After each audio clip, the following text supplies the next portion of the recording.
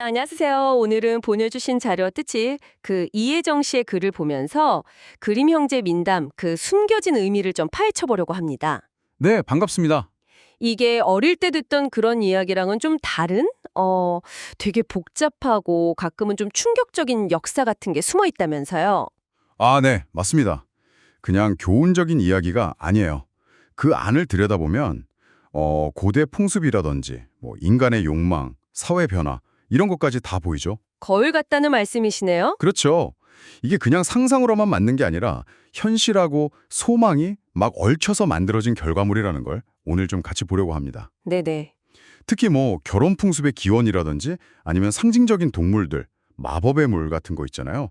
그런 모티프들을 좀 주목해보면 재밌을 겁니다. 좋습니다. 그럼 한번 제대로 파헤쳐 보죠. 이게 또 어떤 새로운 관점을 줄지 기대가 되는데요. 네, 그 많은 민담에 결혼 이야기가 나오잖아요. 근데 우리가 생각하는 그런 낭만적인 결혼식, 그거랑은 좀 거리가 먼 기원이 있다고요. 네, 그 자료에서도 나오는데 결혼의 아주 초기 형태 중 하나가 약탈혼이었다는 거예요. 약탈혼요? 네, 그러니까 원시 부족 사회에서 식량이 부족하거나 성비가 안 맞거나 아니면 그냥 남성성을 과시하려고 다른 부족 여성을 좀 폭력적으로 빼앗아 왔다는 거죠. 아, 그 과정에서 여성들이 막 다치거나 심지어 죽는 일도 많았다고 하고요. 이야, 정말 충격적인데요. 근데 그런 폭력적인 행위가 지금 우리가 아는 결혼 풍습하고 어떻게 이어지는 거죠? 아, 그게 이제 실제 약탈은 없어졌어도 그 형태가 약간 의례처럼 남았다는 해석이 있는 거예요. 의례로요. 네, 예를 들은 신랑 신부가 막 서로 쫓고 쫓기는 신용을 한다거나 아니면 신부를 잠깐 숨기잖아요. 네네, 그렇죠. 그리고 신부 들러리, 그것도 원래 신부를 보호하려는 목적이었다는 설도 있고 또 허니문 있잖아요, 밀월여행. 그것도 약탈자를 피해서 숨는다, 이런 의미에서 유래했다는 거죠. 허니문까지요? 와. 네, 약탈자의 본능처럼 신분을 숨기는 그런 모티프랑도 다 연결이 된다는 겁니다. 그런 폭력적인 기원을 듣고 나니 개구리왕 이야기도 조금 다르게 들리네요. 뭐랄까, 공주한테 약속 지키라고 막 강요하는 모습 같은 거요. 아, 그렇죠. 근데 왜 하필 개구리였을까요?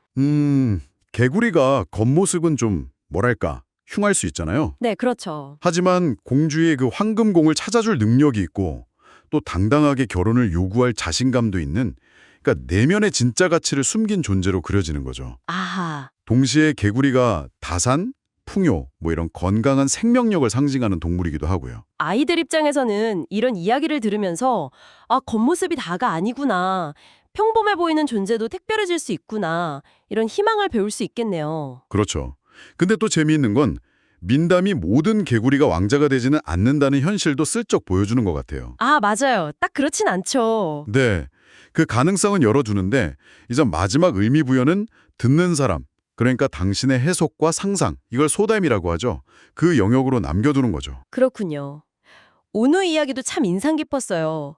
오빠가 마법의 샘물 마시고 노루로 변하는 거요. 네네. 아, 그 민담 연구가 중에 블라드미르 프로프라는 사람이 있잖아요. 네?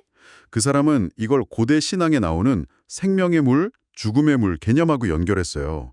그러니까 저승과 이승의 경계를 넘나드는 어떤 통과 이래 같은 걸 상징한다는 거죠. 통과이래요? 네. 그래서 오빠가 위험한 걸 알면서도 그 샘물을 마실 수밖에 없는 약간 운명적인 이유를 여기서 찾기도 하고요. 그런데 이야기 자체는 그냥 계모 마녀의 저주 때문이다. 이렇게 설명하잖아요. 맞아요. 근데 아동 심리학자 브루노 베테라임은 또 다르게 봤다고요? 네, 베테라임은 여동생 역할에 주목을 했어요. 여동생이 계속 오빠한테 경고하고 위험한 샘물 마시지 말라고 막 제지하잖아요. 네, 그렇죠. 말리죠. 거기서 여성의 어떤 성숙한 판단력, 모성적인 본능 이런 걸 봤다는 거죠. 특히 오빠가 막 호랑이나 늑대 같은 포악한 동물로 변하는 걸 막는 거. 그걸 충동적인 남성성이 여성의 지혜로운 통제를 통해서 자아를 완성해가는 과정이다. 이렇게 해석했어요. 와, 그 관점은 정말 생각도 못했어요. 네, 흥미롭죠? 근데 여기서 더 들어가면 이 이야기가 고대의 남매 민담하고도 연결될 수 있다고요? 아, 맞습니다. 그게 또 인류 기원 신화랑 연결되는 지점인데요. 기원 신화요? 예를 들면 대홍수 같은 거 일어나서 딱 남매만 살아남았는데 인류를 다시 번성시켜야 하는 그런 설화들 있잖아요. 네, 있죠. 고대 모계 사회 때는 생존 때문에 근친혼이 좀 불가피하거나 용인되기도 했는데 북의 사회로 가면서 이게 금기시되고 이야기도 좀 변형되었다. 이런 설명이에요. 아, 심지어 성서에 나오는 아브라함이나 모세의 결혼도 그 초기 형태는 지금 우리가 아는 거랑 좀 달랐을 수 있다. 이런 지적도 있고요. 정말 흥미롭네요. 이야기가 계속 파고들 게 많아요. 그렇죠. 어부와 아내 이야기는 또 다른 걸 보여주잖아요. 그 교황 넘어서 신까지 되고 싶어 했던 아내의 끝없는 욕망. 네, 맞아요. 그림 형제는 이걸 약간 여성의 과도한 야심에 대한 경고 이렇게 봤다고요. 그럴 수 있죠. 당시 사회 분위기나 그림 형제 자신의 종교적 가치관 같은 게 반영됐을 수도 있고요. 네. 근데 중요한 건 민담 모티프라는 게 딱 고정된 게 아니라 계속 변한다는 거예요. 유동적이죠. 아, 계속 변한다고요? 네. 같은 이야기라도 다른 문화권이나 다른 시대 판본을 보면 아내가 아니라 남편 욕망이 더 강조되기도 하고 아니면 그냥 더 높은 지위를 원하는 정도로 나오기도 하고 그렇거든요. 그렇다면 이게 뭐 특정 성결의 문제다라기보다는 그냥 인간이라면 누구나 가질 수 있는 끝없는 욕망, 그 자체를 경계하는 이야기로 보는 게 더 맞겠네요. 네, 저도 그렇게 생각합니다. 보편적인 인간의 문제로 봐야죠. 그 퀸터그러스 소설 넙치도 이 이야기랑 연결해서 생각해 볼 수 있잖아요. 아, 넙치요. 네. 거기서 마법 물고기 덕분에 영원히 살게 된 어부가 결국 느끼는 건 끝없는 권태, 지루함 뿐이거든요. 모든 걸 가졌는데도요. 네. 모든 걸 가졌지만 그 유한한 삶이 주는 어떤 자유나 시간의 소중함 이런 걸 다 잃어버린 거죠. 그래서 여기서 좀 중요한 질문이 생겨요. 만약에 어부와 아내 이야기에서 아내가 진짜 소원대로 신이 됐다면 과연 행복했을까 하는 거죠. 그러네요. 정말 신이 되면 행복할까요?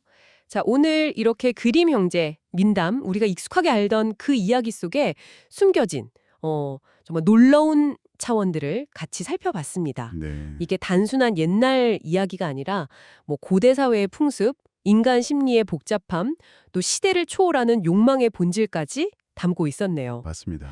그럼 이 모든 게 지금 우리한테는 어떤 의미일까요? 글쎄요, 이 민담들은 시간이 아무리 흘러도 계속 우리한테 질문을 던지는 것 같아요. 겉모습 너머의 진실은 뭘까? 인간 욕망의 끝은 어디일까? 우리가 당연하게 생각하는 이런 관습들은 다 어디서 왔을까? 이런 것들이죠. 네.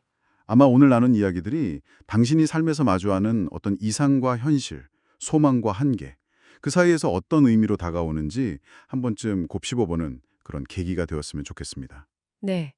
오늘 저희가 깊이 파고든 이야기들 외에도 그 민담에 자주 나오는 실잡기 모티프 있잖아요. 네, 실잡기요. 그것도 그냥 여성의 노동, 이걸 넘어서 고대 사회의 어떤 여성 통과 의례라든지 아니면 생존 기술을 익히는 과정, 이런 거랑 어떻게 연결되는지, 또 그 뒤에 숨겨진 고통이나 인내는 뭘지, 이런 걸 더 탐구해보는 것도 되게 흥미로운 여정이 될 것 같다는 생각이 드네요. 네, 충분히 그럴 수 있습니다. 파고들면 더 많은 이야기가 나올 겁니다. 네. 다음에 또 흥미로운 주제로 당신과 함께 하겠습니다. 감사합니다. 네, 감사합니다.